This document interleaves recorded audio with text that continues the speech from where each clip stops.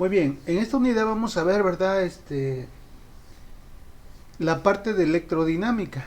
Nosotros en la primera unidad vimos lo referente a electrostática, ¿verdad? Donde las cargas estaban estáticas, la corriente, ¿verdad? Los electrones, la carga no se movían. Pero ahora sí, ¿verdad? En esta parte vamos a analizar qué pasa cuando la corriente se mueve a través de un dispositivo, de un conductor, de algún elemento, de algún circuito, como vamos a ver. Bueno, entonces primeramente, ¿verdad? Vamos a definir lo que es la corriente. Esta definición la hizo André-Marie Ampère allá en 1775. Bueno, ese es el periodo de vida, ¿verdad? De este señor en ese intervalo del 75 a 1836. Y él definió la corriente eléctrica como la velocidad de cambio de la carga respecto al tiempo. Y se mide, ¿verdad?, en amperes en honor a ese descubrimiento, a ese estudio que hizo este señor. Matemáticamente, ¿verdad?, la podemos expresar así la corriente, como la variación de la carga con respecto al tiempo. Recuerden que físicamente una derivada representa la variación de una variable con respecto a otra. Entonces, en este caso, ¿verdad?, lo que nos representa esto es que la corriente nos dice, ¿verdad?, la forma como varía la carga con respecto al tiempo. Para nosotros, ¿verdad?, la corriente es algo que comúnmente lo manejamos y escuchamos, ¿verdad? Por ejemplo, que la licuadora de nuestra casa consume 2 amperes de corriente, o que del recibo de cuando nos llega el recibo de luz, ¿verdad?, que consumimos tanta potencia, pero esa potencia está en base a la corriente que estuvieron consumiendo cada uno de los aparatos con que cuenta nuestra instalación, nuestra casa. Bueno, esto viene siendo la definición formal desde un punto de vista matemático, físico. Pero ya ahora sí, hablando en cristiano, ¿verdad? Nosotros podemos entender a la corriente como la cantidad de carga que pasa a través de un conductor. Y nosotros sabemos que la carga no es otra cosa más que electrones libres que van a estar fluyendo. O bien dice el flujo de electrones a través de un conductor. Con estas definiciones nosotros nos vamos a quedar para definir a la carga. Digo, para definir a la corriente. La cantidad de carga que pasa a través de un conductor, o bien el flujo de electrones que pasa a través de un conductor. Porque carga, ¿verdad? Ya sabemos, ¿verdad?, que cuando empezamos a estudiar nosotros esto de las cargas, habíamos dicho que la materia está formada por átomos, ¿verdad? Y todos los átomos tienen electrones y protones, pero los protones no se mueven, se encuentran concentrados en el núcleo, y los que sí tienen movimiento, los que se pueden mover, pues son los electrones, ¿verdad? Nosotros vimos también los conductores, que son aquellos, ¿verdad?, que tienen esa facilidad de que los electrones que están en la órbita de valencia, pues ya están prácticamente libres, ¿verdad?, para pasar a la banda de conducción. Entonces, por esa razón nos estamos refiriendo a los conductores. En el caso de los aislantes, pues sabemos que ahí no va a haber, ¿verdad?, corriente, porque ellos ofrecen una total resistencia al paso de los electrones. Bueno, la carga transferida, dice, en el tiempo de un tiempo inicial a un tiempo final, se obtiene integrando ambos miembros de la ecuación, ¿verdad? Aquí podemos nosotros ver que si despejamos dq, dt pasaría acá, y para quitar la diferencial, pues tendríamos que integrar, ¿verdad? De esta manera nosotros podemos obtener precisamente la carga si tenemos la corriente. Bueno, no sé si hay alguna duda con respecto a este concepto de la carga, de la corriente eléctrica, perdón.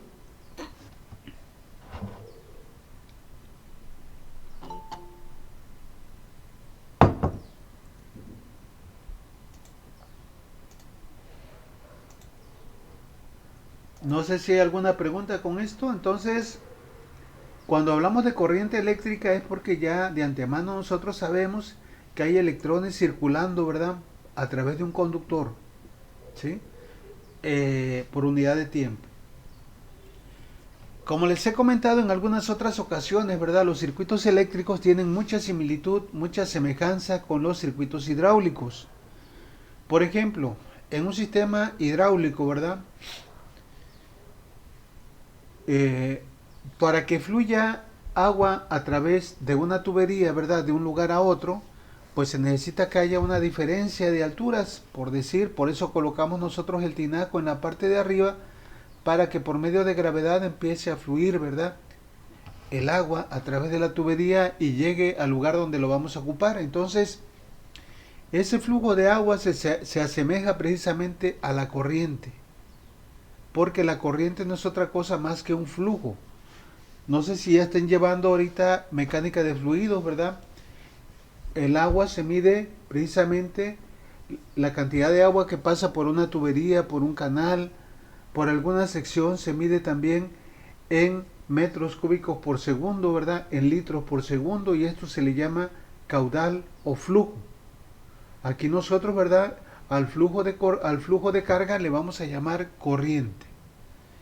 Bueno, vamos a continuar entonces. No sé si hay alguna duda con esto.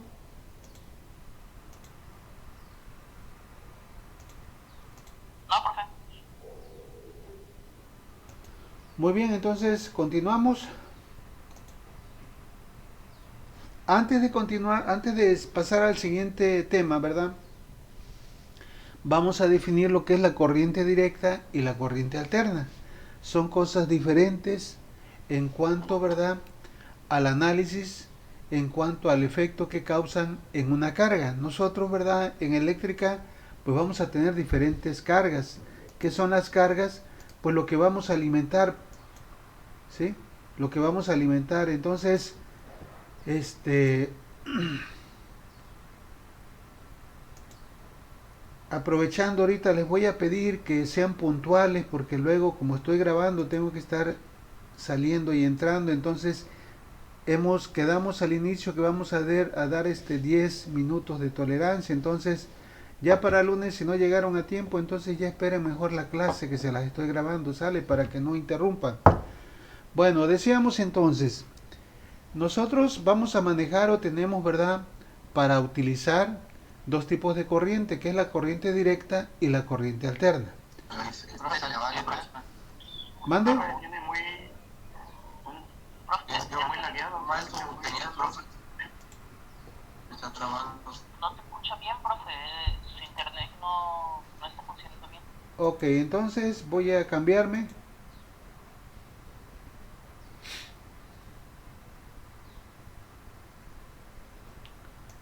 A ver cómo se escucha esta. ¿Cómo se escucha con esta conexión? ¿Seguimos igual o ya mejoró? Ya. Bueno, decíamos, hace un momento ya definimos lo que era la corriente, ¿verdad? El flujo de electrones, el flujo de carga a través de un conductor, y se mide, ¿verdad?, en amperes. Un amper se define como coulomb por segundo. Bueno, entonces, las dos corrientes que se utilizan más, ¿verdad?, de manera doméstica, de manera industrial, es la corriente directa y la corriente alterna. ¿Cuál es la diferencia entre una y otra? Bueno, la corriente directa, ¿verdad?, es una corriente que se obtiene con una sola polaridad. Puede ser positiva o negativa dependiendo de la referencia que yo tome. Esta corriente directa generalmente se obtiene de baterías, de pilas, ¿verdad? Como la pila que utiliza el automóvil para arrancar. Ahí tenemos un voltaje de 12 volts y como consecuencia va a producir una corriente de 12 volts. Digo, de una corriente de ciertos amperes dependiendo de la carga. Pero esa corriente, ¿verdad?, si nosotros la graficamos siempre va a ser constante, me va a dar una gráfica constante. Ahora bien, les decía, esto se puede obtener, ¿verdad?, de baterías o bien de fuentes, ¿verdad? Actualmente hay fuentes conmutadas o bien de rectificadores con diodos, y al final se le pone una etapa de filtrado, también me dan una corriente directa. Pero esta corriente directa, ¿verdad?, como hemos mencionado, generalmente se utiliza para cuestiones, ¿verdad?, para circuitos electrónicos, porque los circuitos electrónicos, la mayoría trabaja con base a semiconductores, y ellos requieren de una corriente directa. Ya para aplicaciones industriales, lo más común, ¿verdad?, es utilizar corriente alterna. Eso no quiere decir que la corriente directa o continua no se utilice. Hay motores, ¿verdad?, de corriente directa industriales de gran magnitud, ¿verdad? 50 kilowatts o más. Bueno, sí, mucho más. Por ejemplo, aquí si ustedes van a hacer sus residencias en la papelera, ahí se van a dar cuenta que tienen motores para mover precisamente la máquina de papel. Son motores muy grandes, arriba de 100 HP. Bueno, pero esa corriente sale de unos rectificadores controlados, que eso lo van a ver cuando lleven electrónica de potencia, cuando ya vayan por ahí por sexto semestre, sexto, séptimo semestre. Muy bien, entonces la corriente alterna, ¿de dónde sale? Bueno, la corriente alterna se obtiene de generadores. La corriente alterna, ¿verdad?, tiene la característica de que la polaridad ahora va cambiando, va alternándose. En primer lugar, ¿verdad?, aquí vemos que es positiva, o acá empezamos con una parte negativa de la corriente, luego sube y tenemos una polaridad positiva, luego baja, cambia a negativa y así se va. Por ejemplo, para el voltaje y la corriente que manejamos nosotros, la que nos suministra Comisión Federal de Electricidad, esa corriente es alterna como esta y tiene una frecuencia de 60 ciclos por segundo. Quiere decir que esa señal cambia 60 veces su polaridad. Ok, entonces dice, corriente directa es una corriente que fluye en una sola dirección y que no cambia con el tiempo. Aquí la podemos ver que es una gráfica de una función constante. La corriente alterna, dice, primero fluye en una dirección y luego lo hace en dirección opuesta, se llama corriente alterna. O sea, porque la polaridad va cambiando. Es positiva, de positiva cambia a negativa y así se va alternando. Les decía, 60 veces por segundo en el caso de la voltaje que nos suministra Comisión Federal de Electricidad, y es lo que tenemos, ¿verdad?, en todo, prácticamente en toda América, el continente americano. Ya si no, se van ustedes un día por allá a Europa, se van a encontrar que la frecuencia ya es de 50 Hz. Bueno, dice, por convención, el símbolo I se usa para representar la corriente directa, y una corriente que varía con el tiempo se representa con la I minúscula. Esto lo van a ver ustedes allí en circuitos de CD. Para valores de CD, para valores constantes, valores eficaces, valores de pico, se utilizan literales mayúsculas. Pero para lo que son valores instantáneos, ¿verdad?, porque esta corriente alterna va variando, no tiene un valor fijo, ¿verdad? Por ejemplo, aquí donde tengo el cursor del mouse es 0, luego cambia, llega a su valor máximo, luego empieza a descender, otra vez es 0, luego se vuelve negativo. Esta función, este parámetro, se dice que tiene un valor instantáneo. ¿Por qué instantáneo? Porque depende del tiempo donde nosotros lo vayamos a medir. Lógicamente, ¿verdad?, hay medidores que ya sacan el valor eficaz, como lo vieron ustedes en metrología, ¿verdad? Si ustedes miden el voltaje que hay en un contacto en su casa, les va a dar un valor eficaz de voltaje de 127 volts. Y esto que nosotros estamos aquí analizando es lo que veríamos en un osciloscopio. Entonces sí, ya veríamos, ¿verdad?, el voltaje de pico y toda esta trayectoria de la función. La corriente también la podríamos ver en el osciloscopio, pero para ello necesitamos una sonda de corriente. Bueno, entonces recuerden esto, la diferencia entre lo que es una corriente directa y una corriente alterna, ¿verdad?, es que la corriente directa solamente fluye en una sola dirección, se mantiene constante y no cambia con el tiempo. Por su parte, la corriente alterna, ¿verdad?, esta va constantemente cambiando de polaridad. ¿Dudas hasta aquí? ¿Dudas que tengan? Bueno, vamos a continuar entonces. Vamos a ver las fuentes de fuerza electromotriz, que son las pilas y baterías. Para empezar, ¿verdad? Una pila es una sola celda. Y, por ejemplo, aquí, esta batería que les pongo aquí para auto, ¿verdad?, que contiene varias pilas, varias celdas en el interior. No sé si cuando han ido a comprar posiblemente les haya ido les haya tocado ir a comprar la batería del carro con su papá, van a comprar una de 9 celdas, ¿verdad? De 13, de 15, de 17. Entre más grande es el número de celdas, mayor es el tamaño de la batería y mayor la capacidad de la corriente, porque generalmente todas, ¿verdad? Para cuestiones automotrices son de 12 volts. También hay baterías especiales de 24, 48 volts, pero ya son para otro tipo de uso, ¿verdad? Por ejemplo, los que utilizan los montacargas, allá también son otro voltaje. Pero casi todas las baterías, ¿verdad?, que utilizan los carros actualmente tienen un valor de voltaje de 12 volts. Bueno, dice fuentes de fuerza electromotriz, pilas y baterías. A la batería se le conoce como fuente de fuerza electromotriz o más comúnmente como FEM. ¿Y qué es una FEM? Bueno, la FEM de una batería, dice, es el voltaje máximo posible que ésta puede suministrar entre sus terminales. Recuerda, nosotros vimos en la unidad pasada lo que era la diferencia de potencial. Y la diferencia de potencial quedó definida como el trabajo que se requiere para mover una carga de prueba dentro de un campo eléctrico. Recuerdan cuando les ponía yo el ejemplo de la lancha, ¿verdad? Y decíamos que qué pasaba si nosotros estuviéramos ahí a la salida de los túneles de la presa de Cerro de Oro, ¿verdad? Entre más cerca estuviéramos del túnel, mayor era la fuerza, ¿verdad?, del agua que nos iba a empujar hacia atrás. Entonces nosotros íbamos remando en contra de corriente, la corriente, ¿verdad? Y llegábamos a estar ahí, la lancha, ¿verdad?, la canoa donde hubiéramos remado, donde hubiéramos ido remando, iba a obtener una energía potencial. Bueno, esa energía potencial pues se define como voltaje. ¿Y para qué van a servir las fuentes de energía de fuerza electromotriz? Pues nosotros de antemano hace un ratito definimos la corriente.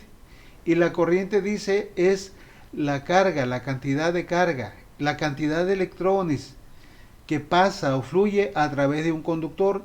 ¿Y quién va a empujar esos electrones, verdad, para que fluyan a través de un conductor, a través de una resistencia, a través de un capacitor? ¿Quién los va a empujar? Pues los va a empujar precisamente el voltaje, la fuerza electromotriz. Ahora me regreso nuevamente a hacer la analogía, ¿verdad?, con el sistema hidráulico. Hace un momento habíamos dicho que la cantidad de agua que circula por una tubería, por una manguera, ¿verdad?, podríamos asemejarla con la corriente. Pero ahora en un sistema hidráulico, ¿verdad?, ¿quién empuja al agua? ¿Cómo le hacemos para llenar el tinaco? Cuando la presión que viene de la red no es suficiente, ¿verdad? Nosotros tenemos el tinaco allá como a 6 metros de nuestra casa y no sube. Entonces, ¿qué tenemos que utilizar? Una bomba. Una bomba. Exacto. Entonces, esa bomba, ¿verdad?, lo que hace es darle energía hidráulica de presión al agua para poder subirla, para poder hacer circular al agua. Es lo mismo que va a pasar con las fuentes de fuerza electromotriz, con las fuentes de voltaje. Son las que van a impulsar a los electrones para que circulen a través de un circuito, para que hagan su trabajo. Porque la energía eléctrica nosotros la vamos a utilizar, lógicamente, para realizar un trabajo. ¿Para qué utilizamos nosotros la energía eléctrica en nuestras casas? Bueno, la utilizamos en la noche para alumbrarnos, ¿verdad?, para la plancha, para que se caliente y se pueda planchar la ropa, para mover un motor, el motor de la licuadora, el motor de la lavadora, ¿verdad?, el motor de la bomba, para ver la televisión, para todo, ¿verdad? Los electrones, cuando pasan a través de ciertos dispositivos, hacen un trabajo que nosotros necesitamos. Entonces, las fuentes de fuerza electromotriz se utilizan con esa finalidad de imprimirles un trabajo a los electrones para que puedan circular a lo largo de un circuito. Bueno, dice, la FEM es una batería. La FEM de una batería, es el voltaje máximo posible que éste puede suministrar entre sus terminales. Se puede pensar que una fuente de FEM es como una bomba para las cargas. Cuando existe una diferencia de potencial entre dos puntos, las fuentes mueven cargas hacia arriba del potencial hacia arriba, del potencial más reducido al más elevado. Bueno, entonces, para que pueda haber una circulación de corriente, debe de haber una diferencia de potencial. Por ejemplo, esta pila tiene una diferencia de potencial de 12 volts, esta otra tiene una diferencia de potencial de 1.5 volts, ¿verdad? Independientemente de que sea de las grandes, de la AA o de la AAA, todas son de 1.5 volts. Las cuadraditas, si han visto, esas son de 9 volts. Pero también hay otras fuentes de voltaje, como vamos a ver más adelantito. Bueno, no sé si haya duda, entonces aquí es importante que nosotros podamos distinguir, ¿verdad?, entre lo que es la corriente y lo que es el voltaje. La corriente, ¿verdad?, es lo que nosotros vamos a, o lo que los dispositivos, ¿verdad?, las cargas van a necesitar para hacer su trabajo, y no es otra cosa que electrones, que carga, que va a pasar por ellas. Pero ¿cómo es que van a circular esas cargas? Pues necesitan una fuente de voltaje, una fuerza electromotriz. ¿Sí? Bueno, preguntas que tengan hasta ahorita.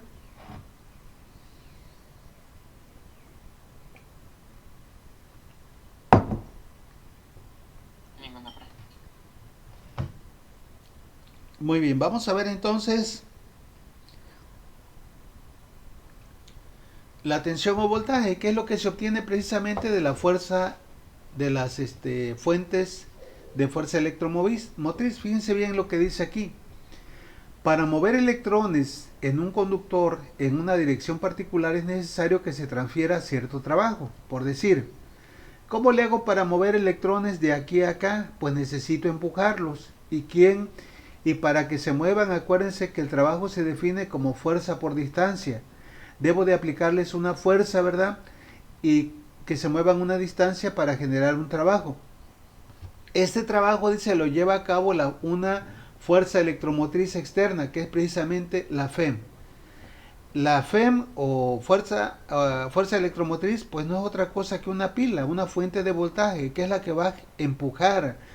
Hagan de cuenta que es la bomba, es la que va a empujar a los electrones, ¿verdad?, para que de esta manera puedan fluir. Pero aquí no se me vayan a confundir. Dice, voy a terminar esto. Habitualmente representada por una batería. Esta FEM también se conoce como tensión o diferencia de potencial. Por convención, ¿verdad? Esto ya en cualquier libro, ¿verdad?, de física de circuitos eléctricos, nosotros vamos a tener una nomenclatura. Si se dieron cuenta, para representar una fuente, una pila o una batería, yo utilizo un símbolo. Este es el símbolo que se va a utilizar en los circuitos eléctricos. Hay otro que es un círculo, ¿verdad?, con los signos de más menos de la polaridad, que es equivalente. Entonces, cualquiera de ellos. Pero aquí, ¿verdad?, se le pone esta polaridad para saber cuál es el borde positivo y cuál es el borde negativo. Entonces, esta polaridad es la que yo tengo aquí. Aquí indica que hay una batería. Por convención siempre se dice, ¿verdad?, que la corriente fluye de la terminal positiva de la batería hacia la terminal negativa, ¿ok? Por convención. Pero realmente, físicamente, ya en la naturaleza sucede lo contrario. Los electrones, nosotros sabemos la ley de las cargas, realmente fluyen al revés, de menos hacia más, ¿verdad? Hay una atracción. Pero por convención siempre lo vamos a tener así. ¿Sí me entienden? No se vayan a confundir con esto y crean que la flechita va al revés. No, por convención, la corriente siempre vamos a decir que sale del borde positivo de la batería y se dirige hacia el borde negativo, aunque realmente ya físicamente los electrones viajan en sentido contrario. Bueno, la tensión. Nosotros, ¿verdad?, para identificar la magnitud de una pila, de una batería, de una fuente, pues vamos a utilizar una unidad. Así como para la corriente nosotros definimos que la corriente se mide en amperes, pues para definir la magnitud de una batería, de una fuente, electromotriz, vamos a utilizar también una unidad que ya la vimos, ¿verdad? Cuando vimos esto, la diferencia de potencial, que es precisamente el volts, y el volts se mide como joules sobre coulomb, que es unidad de trabajo por carga. Entonces dice, tensión o diferencia de potencial es la energía requerida, trabajo para mover una carga unitaria a través de un elemento medida en volts. Entonces, la tensión es la energía que se requiere para mover una carga, en este caso una carga de un coulomb. Cuando hace un trabajo de un joule sobre coulomb me va a dar precisamente un volt. Esta unidad, ¿verdad?, de volts se utilizó, se propuso, ¿verdad?, en honor a este señor. ¿Se acuerdan de Alessandro Volta, el que inventó la pila de Volta cuando utilizó salmueras que vimos en la primera unidad, en la parte teórica de la primera unidad? Pues en honor a este científico, ¿verdad?, se le colocó, se puso esta unidad a las fuentes de voltaje, la FEM, fuerza de electromotriz. Ahora, nosotros, ¿verdad?, en un circuito vamos a medir voltaje. El voltaje puede ser que lo midamos a partir de una referencia. Ustedes, cuando llevaron metrología, utilizaron un dispositivo que se llama voltímetro, ¿verdad? Ese voltímetro actualmente ya no viene solo, se le llama multímetro porque sirve para medir voltaje DCA, voltaje DCD, corriente DCA, corriente DCD. Sirve para medir también resistencia, algunos traen para medir capacitancia, para checar diodos, en fin. Por eso se le llama multímetro actualmente, pero para medir el voltaje nosotros tenemos que ajustarlo en la escala de volts. Y los voltímetros traen dos puntas, ¿verdad?, la roja y la negra. Yo voy a medir, ¿verdad?, por ejemplo, si el voltaje, si yo pongo aquí la punta roja en el más y la punta menos en la parte negativa de la fuente, me va a dar un voltaje, por decir, si la batería es de 12 volts, me va a dar un voltaje positivo. Pero si yo invierto las puntas del voltímetro, aquí le pongo la punta negra y acá la punta roja, ahora me va a dar un voltaje negativo. O sea que los voltajes van a depender de la referencia que yo tome. Por ejemplo, ¿verdad?, en esta carga, que puede ser una resistencia o una combinación de resistencias, capacitancias o bobinas, si yo pongo la punta roja en A y la punta negra del voltímetro en B, me va a dar 9, pero si yo invierto las puntas, ahora me va a dar menos 9. ¿A dónde queremos llegar? Pues de que el voltaje, para medirlo, se requiere una referencia. Generalmente en los circuitos electrónicos, ¿verdad?, esa referencia es la tierra, la masa. Ahí, ¿verdad?, nosotros decimos que esa es la parte negativa. En un circuito eléctrico, ¿verdad?, por decir, ¿verdad?, ahí no tenemos tanto ni positivo ni negativo ya para la parte de CA, pero tomamos como referencia el neutro, que es la parte central de la conexión del secundario del transformador, que por lo general está en estrella, pero esto lo van a ver ustedes más adelante cuando vean circuitos de CA. Ahorita nada más quiero que se queden con esto que les acabo de decir, que dependiendo de la referencia que yo tome, puedo medir un voltaje positivo o un voltaje negativo. Bueno, preguntas que tengan hasta el momento.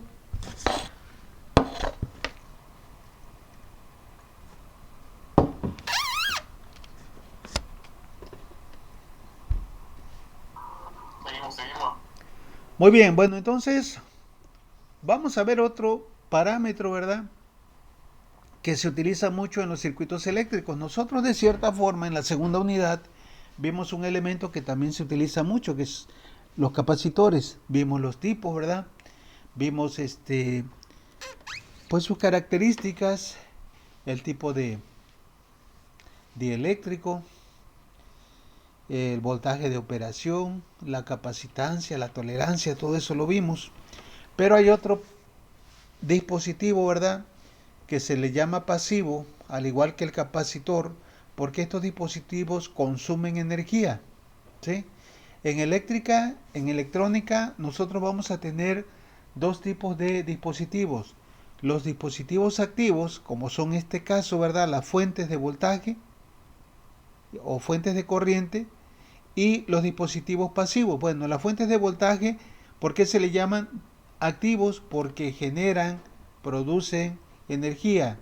Y los dispositivos pasivos, como es la resistencia, el capacitor, estos consumen energía, por tanto se les llama dispositivos pasivos. Bueno, la resistencia R de un elemento es una medida, dice, de cuánto se opone al flujo de corriente eléctrica. O sea, nosotros nos vimos, ¿verdad? En la primera unidad, cuando vimos materiales aislantes también, ahí vimos que los aislantes tenían mucha resistencia, que se oponían al paso de la corriente eléctrica. Esa resistencia, ¿verdad? Me indica, ¿verdad? ¿Qué tanto se opone un elemento al paso de la corriente? Esa resistencia se va a medir en ohms, también en honor a otro físico que descubrió una ley que se llama ley de Ohm, que vamos a ver más adelante. Bueno, la resistencia de un material, acuérdense por ahí cuando hicieron el cuestionario, depende de generalmente de tres cosas. Primeramente de la resistividad del material, luego de la longitud del material y del área. Entre mayores la longitud del dispositivo, ¿verdad? Del alambre, porque todo alambre actualmente, ¿verdad? Aunque nosotros digamos, ¿verdad? Que un cable no... Si nosotros medimos la resistencia de un conductor de calibre 10, 8, pues aparentemente no lo va a medir porque es muy pequeña la resistencia, pero aún así tiene. Pero esa resistencia, por decir, de un alambre calibre 10 o cable calibre 10, cuando ya son 100 metros, pues ya se hace más presente. O sea que la resistencia se comporta de manera proporcional a la longitud del conductor, del elemento, e inversamente proporcional al área por donde va a circular la resistencia. Entonces, los electrones, perdón, entre más grueso es el alambre del conductor, menor va a ser la resistencia. Bueno, entonces, aquí tenemos, ¿verdad?, esta primera ecuación de la resistencia que se va a medir en ohms, la resistividad que se va a medir en ohms por metro y la longitud que nosotros sabemos que se mide en metros, el área de la sección transversal se va a medir en metros cuadrados.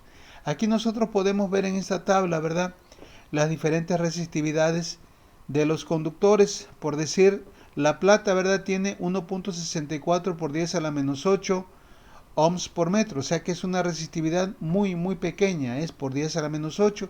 De ahí le sigue el cobre, ¿verdad?, 1.72 por 10 a la menos 8, el aluminio 2.8, el oro 2.45, el carbón, ¿verdad?, 4 por 10 a la menos 5, esta tiene una resistividad menor. ¿Ustedes han visto dónde se utiliza el carbón para aplicaciones eléctricas? La resistencia. ¿Alguna otra?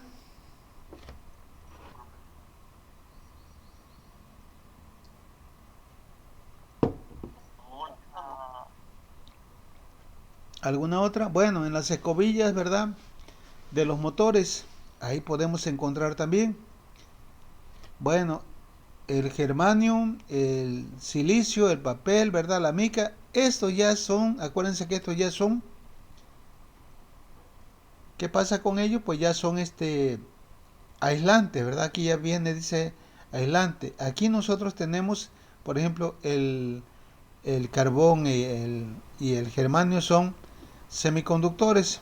Están catalogados como, perdón, el germanio y el silicón. El carbón todavía se utiliza, ¿verdad?, como conductor porque tiene una baja resistividad. Bueno, dudas que tengan hasta ahorita. Bueno, la resistencia, nos vamos a encontrar muchas resistencias, ¿verdad? Muchas aplicaciones de las resistencias. Ustedes, si algún día, ¿verdad?, llegan por ahí a abrir un equipo electrónico, se van a dar una tarjeta electrónica de algún equipo electrónico, se van a dar cuenta de que hay muchas resistencias, se ocupan para diferentes aplicaciones, para dividir voltajes, para limitar la corriente en ciertas partes del circuito, para polarizar ciertos dispositivos, ciertos transistores, ciertos circuitos integrados, ciertos timers. Entonces, ahí nos vamos a encontrar estos elementos. Una resistencia puede ser de alambre o puede ser de carbón, como decía su compañero, y nosotros la podemos encontrar de diferentes formas y tamaños. El tamaño me refiero a lo que es el valor de la resistencia, pero también el valor de la potencia. Es decir, hay resistencias muy pequeñas que son de 1/4 de watts, hay otras que son de medio watt, de ahí sigue de 1 watt, luego de 2, 5, 10 y ahí se va, ¿verdad? Resistencias muy grandes son aquellas, ¿verdad? Ya de alambre, por ejemplo, aquellas que se utilizan en las parrillas, ¿verdad? Para cocinar, los que se utilizan, ¿verdad? Para calentar el agua, los que utilizan los hornos, ¿verdad? Hornos ya para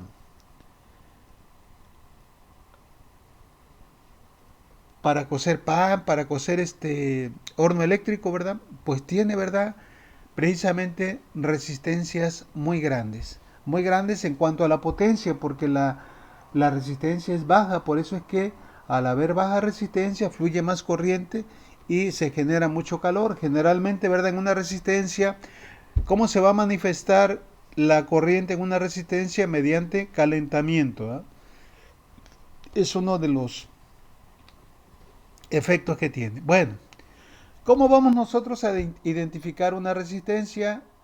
Bueno, para que nosotros podamos identificar el valor de la resistencia en ohms, así como los capacitores, ¿verdad? Tienen su código, también las resistencias tienen un código y este código se basa en bandas de colores que los fabricantes utilizan para designar el valor de la resistencia y el valor de la tolerancia. Bueno, son 4 las bandas, las 2 primeras son bandas significativas, la tercera banda es una banda multiplicadora, así como lo vimos con los capacitores, y la última banda es de tolerancia. Aquí nosotros tenemos esta resistencia que tiene café y negro. Entonces ustedes, si observan la tabla, pueden ver que empieza desde negro 0, café o marrón 1, rojo 2, naranja 3, amarillo 4, verde 5, azul 6, violeta 7, gris 8, blanco 9. Y la plata, el oro, se utilizan para designar ¿cómo se dice? La tolerancia y también el multiplicador, ¿verdad? Pero esto ya es para resistencias muy pequeñas, son raras las resistencias de este tipo que tengan esta tercera banda plata u oro.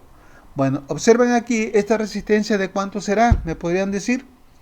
La primera cifra vale 1, ¿verdad?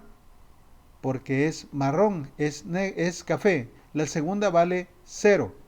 O sea, llevamos 1 y 0, que son 10. Ahora el multiplicador es 2. El multiplicador es 2, eso quiere decir que hay que multiplicar por 100 o anexarle 2 ceros, como quieran ustedes. Si yo tengo 10 que habíamos obtenido, ¿verdad? Que de 1 y 0, lo multiplico por 100, ¿cuánto me va a dar? Me va a dar de 1000, ¿ok? Entonces, les decía yo, ya sea que pongan el 1 y el 0 y le agregan 2 ceros más o lo multiplican por 100. Y la tolerancia, ¿de cuánto sería? Bueno, llegamos a qué dijimos, ¿eran cuánto? 10 y 2 ceros serían 1000, 1 kilo ohm.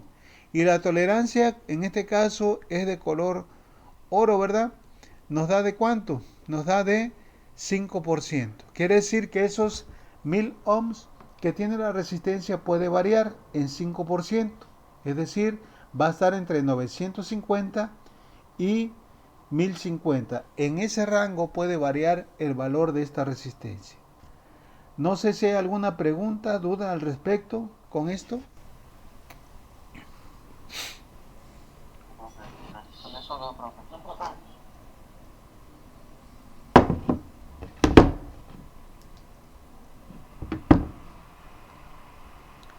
Bueno, aquí tenemos entonces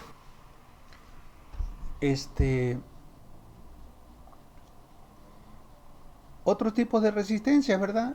Resistencias de carbón, de alambre, ¿verdad?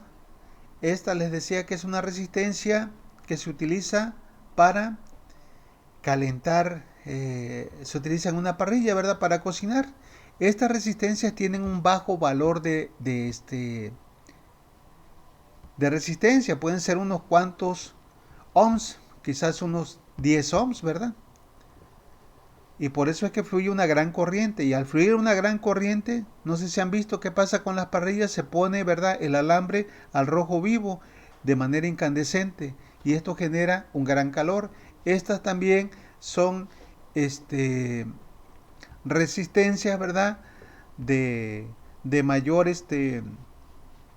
potencia que estas. Estas van hasta de un watt, ¿verdad? Un cuarto de watt, medio watt, un watt. Y ya si queremos una resistencia de mayor potencia, tenemos que recurrir a estas. Estas ya son para aplicaciones, ya les digo, para parrillas, para hornos. Y aquí, ¿por qué será que les puse una válvula? Me podrían decir, porque nosotros, precisamente, ¿verdad? Regreso nuevamente a la analogía que hemos estado utilizando para poder entender lo que es la corriente y el voltaje con los circuitos hidráulicos. Habíamos comentado, ¿verdad?, que la bomba era la fuerza electromotriz, es decir, la fuente de voltaje. El flujo de agua, pues era igual a ¿quién? A la corriente. Ahora la resistencia, que habíamos dicho que era la resistencia, un dispositivo, ¿verdad?, que se opone al flujo de la corriente eléctrica. Aquí nosotros tenemos esta analogía. Una resistencia en un circuito hidráulico sería una válvula. Si esta válvula la cierro, ¿qué va a pasar? Va a dejar pasar menos agua. Si esta válvula la abro totalmente, va a dejar la mayor cantidad de agua, ¿verdad? Entre más cerrada está, mayor resistencia opone al flujo del agua. Por eso es que la pongo aquí, para que ustedes recuerden esta analogía que estamos haciendo. El valor de esta resistencia, ¿de cuánto sería? Pues sería, acuérdense de esto, uno decíamos que era ¿qué? Digo, negro, ¿era igual a quién? No, 0, ¿verdad? Amarillo, 4. Y rojo, 2. Sería de 0,4 por 1000, o sea, 400 ohms, o sea, 0,4 kilo ohms. Y la banda de dorado decíamos que era de más o menos 5%. Ustedes por ahí, ¿verdad?, en la red ahorita hay muchos simuladores donde hay aplicaciones donde pueden ustedes encontrar fácilmente el color de la resistencia. Búsquenlo por ahí. Ahí pueden ustedes encontrar, moverle aquí, ¿verdad?, ir viendo cuál es el valor de la resistencia en base a este código de colores que acabamos de ver. ¿Ok? Bueno, ¿preguntas hasta aquí? Bueno, pues si no hay preguntas, aquí la vamos a dejar. Solamente recuerden esto, pónganse de acuerdo para que el lunes me definan la hora del examen y ya todo esté listo. Por ahí hay 2 tareas. Les voy a subir otras 2 para que tengan ya sus puntos, sus 50 puntos antes del examen, y también para que les sirva para estudiar, ¿verdad? Las tareas, acuérdense que nos sirven para practicar para el examen. ¿Ok?